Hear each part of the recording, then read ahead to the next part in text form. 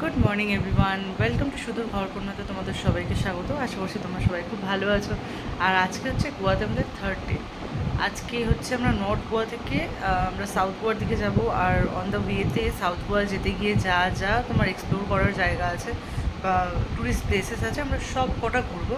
আমাদের গাড়ি বুক হয়ে গেছে, এখন 9:30 বাজে। গাড়ি এসে যাবে 5-7 মিনিটের মধ্যে। আমরা বেরিয়ে তোমাদেরকে সব কটা জায়গা দেখাতে দেখাতে দেন সাউথ গোয়াতে গিয়ে ফাইনালি আমরা আমাদের রিসর্টে উঠবো। তো চলো দেখতে থাকো ব্লগটা। সো আমরা অলরেডি বেরিয়ে গেছি। আমরা এখান থেকে ক্যাব নিলাম। ক্যাব নিয়ে আমাদের আগে থেকে বুক করা ছিল, প্রি বুক ক্যাব ছিল, তো যেটা আমাদের হোটেল থেকে পিক আপ করে নিয়ে আমাদের এখন সাউথ গোয়াতে নিয়ে যাচ্ছে।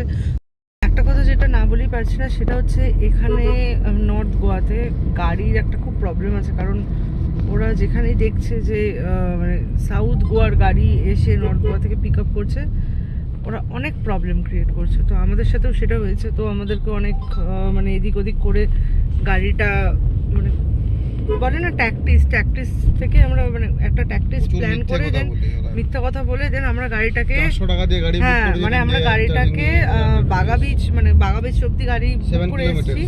For 7 kilometre they have charged 700 rupees, যেটা খুব এক্সপেন্সিভ। আর এখানে এরা হচ্ছে খুব মানে টাকা পয়সা নিয়ে ভীষণ রিজিড আর খুব মিথ্যা কথা বলে।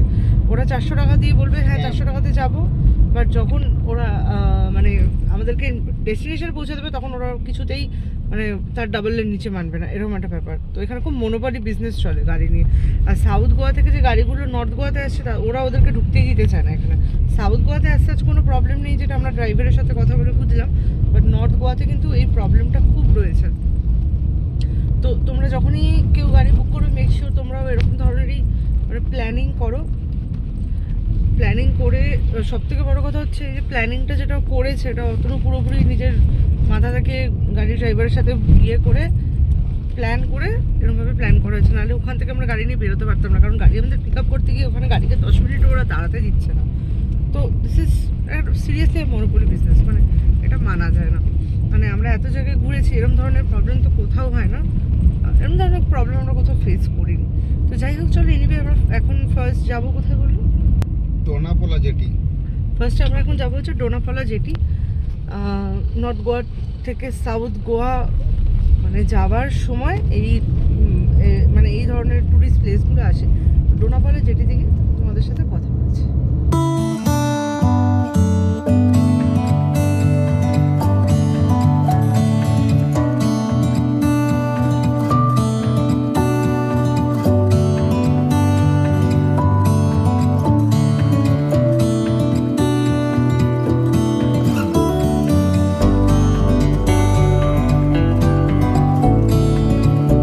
তো আমরা কিন্তু এখন গোয়ার রাজধানী পাঞ্জিমের উপর দিয়ে যাচ্ছি।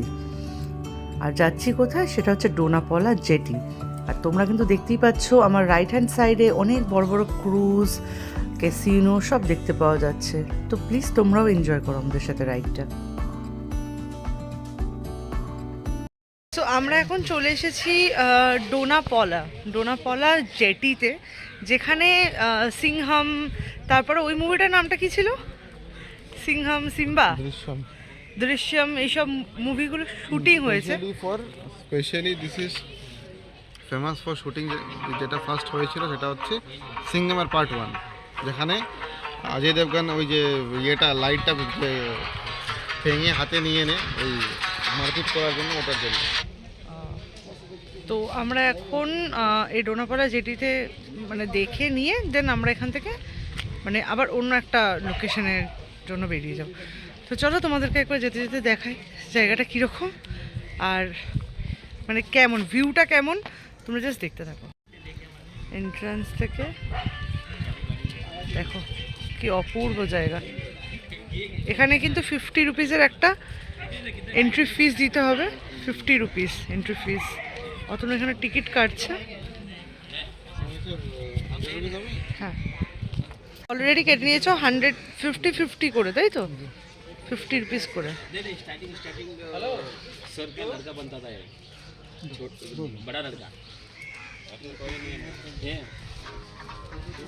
এই হচ্ছে ডোনাপালা, যেটা কিন্তু স্পেশালি একটা শুটিং প্লেস, অ্যান্ড এখানে অনেক শুটিং হয়েছে, অনেক মুভি শুটিং হয়েছে। তোমরা এই জেটিটা দেখলেই বুঝতে পারবে। এই দেখো, লুক অ্যাট দিস প্লেস। এখানেই কিন্তু এই সিংহাম, তারপরে হচ্ছে আরও অনেক মুভি আছে, দৃশ্যম, এইসব মুভিগুলো শুটিং হয়েছে।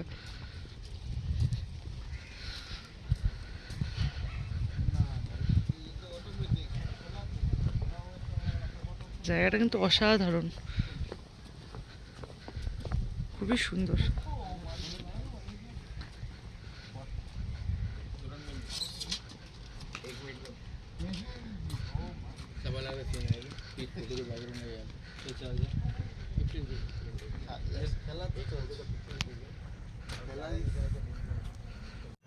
তো আমি কিন্তু ডোনাপালা জেটির একটা পুরো 360 ভিউ তোমাদেরকে দিয়ে দিলাম।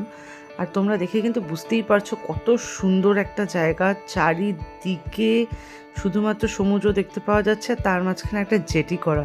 খুবই ফেমাস এই জায়গাটা। গোয়া গেলে এটা অবশ্যই রেকমেন্ডেড একটা প্লেস, তোমরা ডেফিনেটলি ভিজিট করবে ডোনাপালা জেটি।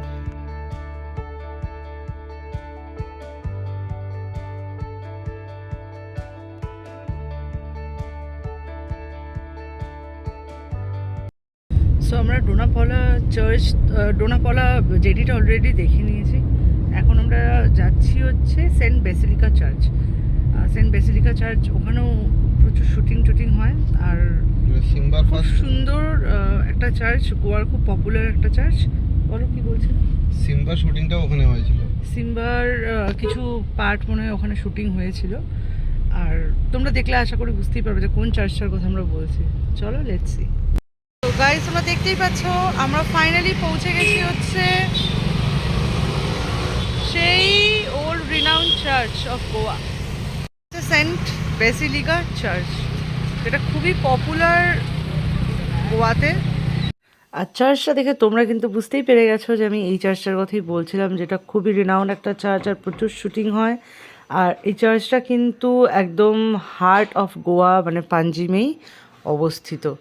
আর চারিদিকে রোডস, আর মাঝখানে একটা ছোট চার্চ, কিন্তু ভীষণ সুন্দর বিউটিফুল একটা চার্চ। আর খুবই পপুলার এই জায়গাটা গোয়ার। আর তোমরা দেখতেই পাচ্ছ অতনু একদম চার্চের ঠিক সামনে দাঁড়িয়ে আছে। তো এখানে আমরা কিছু ফটো শ্যুট করলাম, কারণ জায়গাটা ভীষণই সুন্দর। আমরা এখন নো এন্ট্রি। ও, সব থেকে বড় কথা হচ্ছে এখানে মানে ফুল ড্রেস পরে আসতে হবে ভেতরে, তখনই এন্ট্রি দেবে। যদি তুমি ফুল ড্রেস, মানে if you are fully covered, salwar kurtis বগেরা, তখনই ওরা এন্ট্রি দিতে দেবে। মানে কোনো রকমের শর্টস অ্যালাউড না, কোনো রকমের ছোটো ড্রেস অ্যালাউড না, কাটা ড্রেস অ্যালাউড না। তো যেমন অতনু শর্ট পরে আছে, তো সেই জন্য অতনুকে ঢুকতে দেবে না। আর আমারটা আমি ঠিক বলতে পারবো না, কারণ আমি কোনো শর্টসও পরিনি, কিছুই পরিনি, তো ওরা ঢুকতে দেবে না। ফুল ড্রেস পরা থাকলেই একমাত্র চার্চের ভেতরে ঢোকা যাবে। তোমাদেরকে একবার দেখিয়ে দিই, চলো। অলরেডি লেখা আছে, please dress modestly, give due respect to God in his house.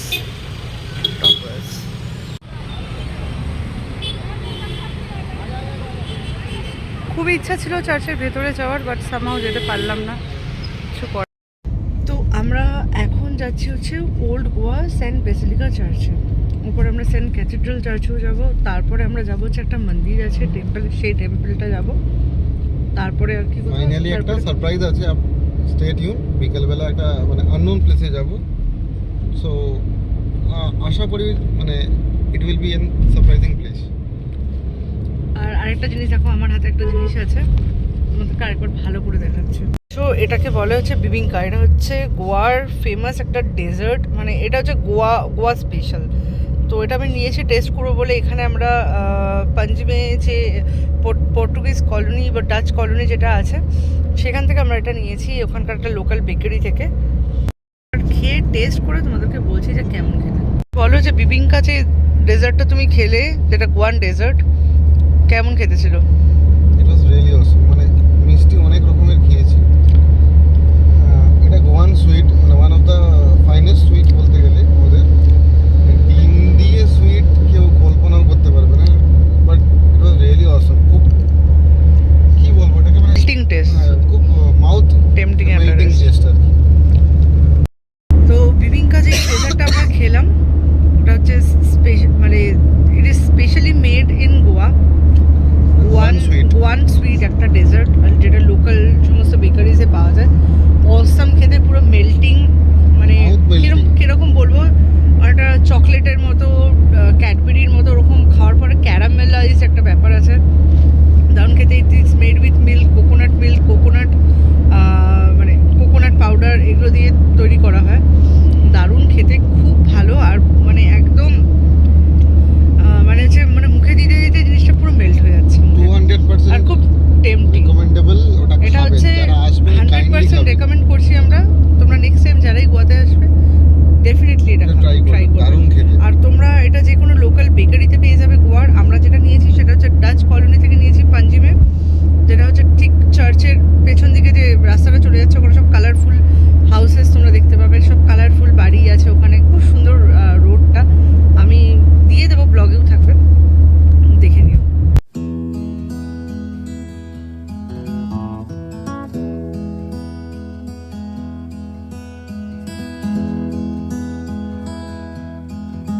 তো আমরা এখন চলে এসেছি হচ্ছে ওল্ড গোয়ার সেন্ট বাজিলিকা অফ বোম জেসাস, এই চার্চে। তোমরা দেখে নাও, এর ওপেনিং টাইমিং তোমাকে আমি সব দেখিয়ে দেবো একবার। আর আমার পেছনের চার্চটা দেখতে পাওয়া যাচ্ছে, স্ট্রিটটা কিন্তু ভীষণ সুন্দর। তোমাদেরকে আমি একটা ওভারভিউ একটা দেখিয়ে দিচ্ছি যে কীরকম। বেজিলিকা অফ বোম জেসাস, ওল্ড গোয়ার টাইমিংটা দেখে নাও, মানডে টু স্যাটারডে 9টা থেকে 5টা, সানডে 11টা থেকে 5টা। দেখে নাও, এটা ওল্ড গোয়াতে। This is the actual church. আর এই সারাউন্ডিং, এই রাস্তাটা দেখে নাও, ভীষণ সুন্দর একটা স্ট্রিট, ভীষণ সুন্দর একটা রাস্তা। এই পাশেও সেম এদের একটা রেপ্লিকা আছে প্রবাবলি, এটাও চার্চেরই একটা পার্ট। তো চলো আমরা এখন আগে যাই ভেতরে, গিয়ে চার্চটা দেখি একবার। পুরো কলোনিয়াল একটা মানে স্কাল্পচারে বানানো, ভীষণ সুন্দর। লাইক যেরকম আমরা দেখে থাকি ইউরোপ কান্ট্রিজগুলোতে যেরকম হয় চার্চগুলো, ঠিক ওরকম। বা দেখে নাও,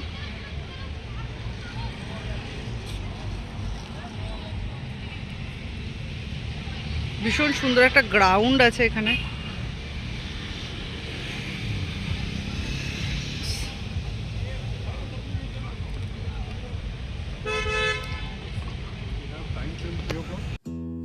এরপর আমরা কিন্তু চার্চের ভেতরে চলে এলাম। এত সুন্দর একটা চার্চ, এত সুন্দরভাবে বানানো, প্রত্যেকটা দেয়ালে এত সুন্দর স্কাল্পচার, এত সুন্দর একটা মানে কলোনিয়াল বিয়েতে বানানো চার্চটা, ভীষণই সুন্দর। যদিও ভেতরে কিন্তু ক্যামেরা বা ফটোগ্রাফি খুব একটা অ্যালাউড ছিল না। আমি কিছুটা ভেতর থেকে ক্যাপচার করতে পেরেছি, তারপরে আর ক্যাপচার করতে পারিনি, কারণ ওখানে ক্যামেরা বা ফটোগ্রাফি ইজ নট অ্যালাউড। তো যতটুকু দেখাতে পেরেছি তোমাদেরকে ততটুকুই দেখালাম। রেস্ট তোমরা যদি কখনো গোয়া যাও, গিয়ে এটা কিন্তু ঘুরতে অবশ্যই ভুলবে না। আর ইট ইজ 100% রেকমেন্ডেড, তোমরা এই চার্চটা অবশ্যই যাবে। ভীষণই সুন্দর একটা চার্চ, না গেলে কিন্তু খুব বড় একটা মিস করবে।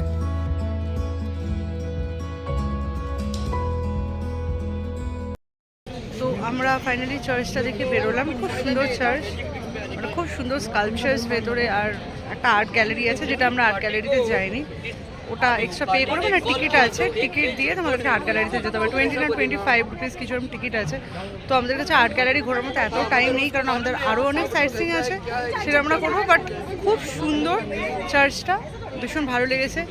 আর এখন আমরা ওইদিকেও যে একটা, ওইদিকের যে উল্টো দিকেও যে একটা রেপ্লিকা আছে, ওখানেও যাবো, ওটাও ঘুরে দেখে আসি যে কী আছে। তো চলো তোমাদেরও দেখাবো। এখন যাচ্ছি হচ্ছে, এই যে দেখতে পাচ্ছ যে ওই চার্চেরই অপোজিটে আরেকটা যে রেপ্লিকা আছে, সেখানেই দেখো আরেকটা জিনিস তোমাদেরকে, এখানে গোয়াল ডাবল ডেকার বাস, দেখো কি সুন্দর। এটা করে পুরো গোয়া প্রবাবলি ঘোরানো হয়, খুব সুন্দর। এটা যদি আমরা আগে জানতাম, তাহলে আমরা আগে একটা ডেফিনেটলি এরকম একটা ট্রিপ করতেই পারতাম, বা আমাদের কাছে অতটা টাইমও নেই।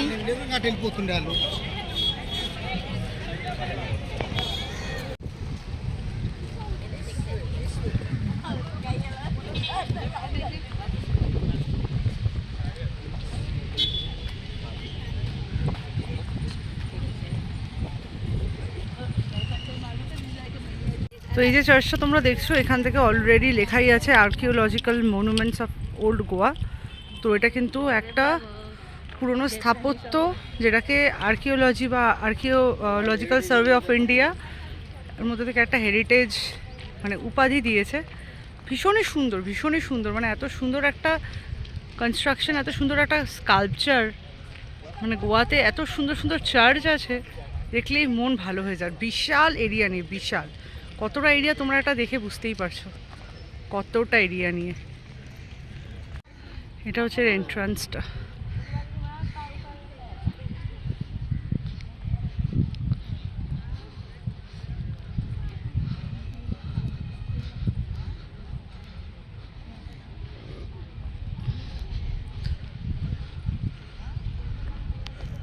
এখন দুপুরে লাঞ্চটা করব আমরা এই সেন্ট বেসিলিকা চার্চের এখানটাতেই, পাশে একটা রেস্টুরেন্ট আছে, তো এখানে আমরা এখন লাঞ্চ করব। এর নাম হচ্ছে Annapurna multi cuisine family restaurant with bar. তো চলো দেখি ভেতরে কী কী অপশানস আছে। আমরা চলে এসেছি অন্নপূর্ণার ভেতরে, বার কাউন্টারও আছে, বার কাউন্টার। তো আমরা ঝটপট আমাদের লাঞ্চটা করে নিয়ে আমরা চলে এলাম গোয়ার সিটি থেকে অলমোস্ট 45 কিলোমিটার দূরে সালোয়ালিম ড্যামে। এটা একটা বিশাল বড় একটা ড্যাম, যেটা গোয়া থেকে মানে গোয়া থেকে 50 to 60 কিলোমিটার দূরে। ভীষণই সুন্দর একটা ড্যাম, তোমরা দেখতে থাকো।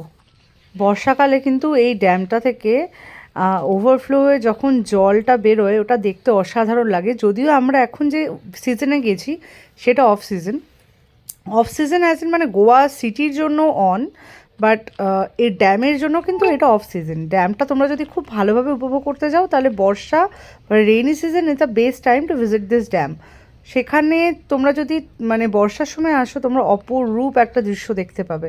তো দেখতে থাকো, আমি তোমাদেরকে পুরোটা কভার করার চেষ্টা করছি।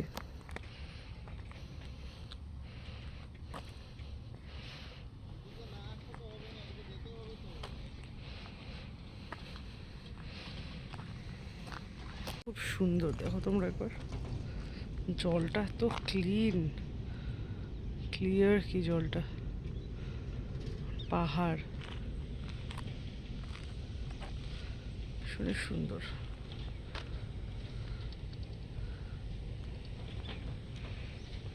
চলো আমরা এখন এগিয়ে তারপর তোমাদেরকে দেখাবো যে কী আছে সামনে।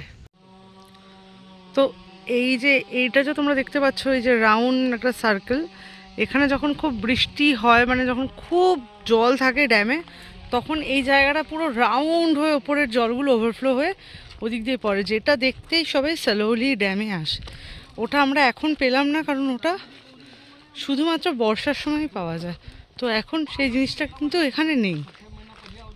এখন এখানে শুধু অলমোস্ট শুকনো, ড্রাই ওয়েদার এখন। এই জায়গাটার নাম হচ্ছে ডাকবিল কি স্পিলওয়ে, এই জায়গাটার নাম, হ্যাঁ স্পিলওয়ে। দেখতে পাচ্ছ ওয়াটার যখন এখানে অনেক বেশি হয়ে যায়, তখন এদিক দিয়ে জলগুলো সব পড়ে। বাট ওটা দেখতেও ভীষণ সুন্দর লাগে, যেটা এখন আমরা দেখতে পাচ্ছি। আর সব থেকে বড় কথা, এই জলে কিন্তু ক্রোকোডাইলও আছে। আমরা কিন্তু দেখতে পেলাম যে একটা কুমির কিন্তু ওই দূরে জলের মধ্যে শুয়ে আছে, আর একটা সাদা রঙের মাছও আমরা দেখেছি, বাট সেটা আমি ক্যামেরায় ক্যাপচার করতে পারিনি। Good evening everyone from Agonda. আমরা আজকে চলে এসেছি সাউথ গোয়া। তোমরা অন দ্য ওয়েতে দেখতেই পেয়েছো যে আমরা ওখান থেকে নর্থ গোয়া থেকে বেরিয়ে অন দ্য ওয়েতে কিছু সাইট সিন করে দেন আমরা সাউথ গোয়াতে এসে পৌঁছেছি। আর সাউথ গোয়াতে আমরা কিন্তু উঠেছি আগন্ডা, আরিয়া কটেজেস আগন্ডা। তো চলো তোমাদেরকে একবার ছটপট করে রুম টুরটা একটু দিয়ে দিই। এই হচ্ছে আমাদের আগন্ডা বিচ সামনে, জাস্ট এটা কিন্তু পুরোপুরি সি ফেসিং। এখন রাত হয়ে গেছে বলে আমি সেরকমভাবে দেখাতে পারছি না। হ্যাঁ, এটা হচ্ছে আগন্ডা বিচ, আর আমরা উঠেছি আরিয়া কটেজেসে। আরিয়া কটেজেস, তো এই হচ্ছে আমাদের রুম। এটা কিন্তু এয়ার কন্ডিশনিং রুম, আর সব থেকে বড়ো কথা, এটা কিন্তু একটা টেন্ট হাউস। আমরা যেটাতে আছি সেটা টেন্ট হাউস, মানে এটা কিন্তু কোনো ফিক্সড কোনো রুম বা একদম সেরকম কনস্ট্রাক্টেড কোনো রুমস না, এটা কিন্তু টেন্ট হাউস। এখানে রয়েছে একটা king size bed, the best part is তোমরা যদি এটাকে সরিয়ে দিই, এখানে পুরো সামনে অ্যাগন্ডা বিচ একদম ঝকঝক করে দেখা যেত যদি সকালবেলা হতো। আমরা আমরা যখন এসেছি খুব সুন্দর দেখা যাচ্ছিল। আর রুমে আছে একটা এসি রুম, এখানে একটা ছোট টেবিল মানে একটা টুল মতো আছে, তোমরা চাইলে কিছু বেসিক অ্যামিনিটিস এখানে রাখতেই পারো। এখানে একটা কাভার্ড আছে, এটার ভেতরেও তোমরা চাইলে জিনিসপত্র সব রাখতে পারো। এখানে একটা নাইট ল্যাম্প আছে, যদিও এটা দরকার পড়বে না কারণ চোখের উপরে লাইট জ্বালিয়ে আমরা কেউই শোবো না। চলো ওয়াশরুমটা তোমাদের একবার দেখিয়ে দিই। এখানে একটা ফ্যান আছে, দিস দ্য ওয়াশরুম গিজার আছে, সব কিছু আছে, শাওয়ার আছে, গিজার আছে। টেন্ট রুম, সো খুব ইমপ্রেসিভ নয় বাট ভালো, খারাপ নয়, খারাপ বলা যাবে না। দ্য বেস্ট পার্ট ইজ যেটা হচ্ছে এই যে এই ভিউটা, এটা সরিয়ে দিলে পুরো বিচ ভিউ। তো তোমাদের আমি পুরো রুম ট্যুরটা দিয়ে দিলাম আর এর প্রাইসটাও বলে দিচ্ছি। এটা হচ্ছে আরিয়া কটেজেস, সাউথ গোয়া, আগন্ডা, একদম বিচ ভিউ টেন্ট। আমরা যে রুমটা বুক করেছি এটা হচ্ছে tent room, AC tent room, sea view. আর এটা প্রাইস আমাদের পড়েছে including all taxes and all 9,000 ওই 200-300 মতো, মানে পার ডে 4,500 টাকা। তবে একটা কথা যেটা বলি, এটা অনেকের একটু এক্সপেন্সিভ মনে হতে পারে, তার কারণও আছে মনে হওয়ার। একদিনে 4,500 টাকা রুম ফেয়ার, 4,500 কি 4,500-600 টাকা। কারণ সাউথ গোয়াতে তোমরা যদি এসে থাকতে চাও তো মিনিমাম এখানে যে কটেজগুলো বা মানে থাকার যে জায়গাগুলো, রিসর্টগুলো শুরু হচ্ছে মিনিমামই সব 4,000-4,500 থেকে শুরু হচ্ছে। যদিও আমরা লাস্ট মোমেন্টে আমাদের একটা অন্য বুকিং ছিল, আমরা Booking.com থেকে অনেকটা হ্যারাস হয়েছি। Booking.com থেকে আমরা আরেকটা ওশিয়ানিক প্যারাডাইস রিসর্ট বুক করেছিলাম, যেটা আমাদের Booking.com ক্যান্সেল করে দিয়েছে উইদাউট এনি ইন্টিমেশন। তো সেক্ষেত্রে আমাদের এটার নেক্সট চয়েস ছিল যে ওটা না পেলে আমরা এটা খুব ইমিডিয়েটলি খুব তাড়াহুড়ো করে আমাদের বুক করতে হয়েছে, কারণ আমাদের কাছে আর কোনো অপশন ছিল না। তো সেক্ষেত্রে আমাদের রুমটা ওই 4,700 টাকা করে পার ডে পড়েছে।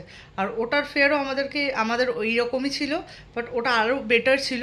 বাট যেহেতু Booking.com আমাদের এরকম হ্যারাস করার জন্য আমাদের ওই বুকিংটা ক্যান্সেল হয়ে আমাদেরকে আবার এই বুকিংটা করতে হয়েছে। তো রুম ওয়াইজ ভালো, টেন্ট রুম হিসেবে এর থেকে বেশি কিছু এক্সপেক্ট করা যায় না। আর সাউথ গোয়া ইজ এক্সপেন্সিভ, তো 4-4.5-এর নিচে কোনো রুম তোমরা এখানে পাবে না। আর তোমরা Booking.com, গোয়া, বিবো, মেক মাই ট্রিপ সব চেক করে নিতে পারো, যেটা তোমাদের ঠিক মনে হবে তোমরা সেরকমভাবে বুক করো।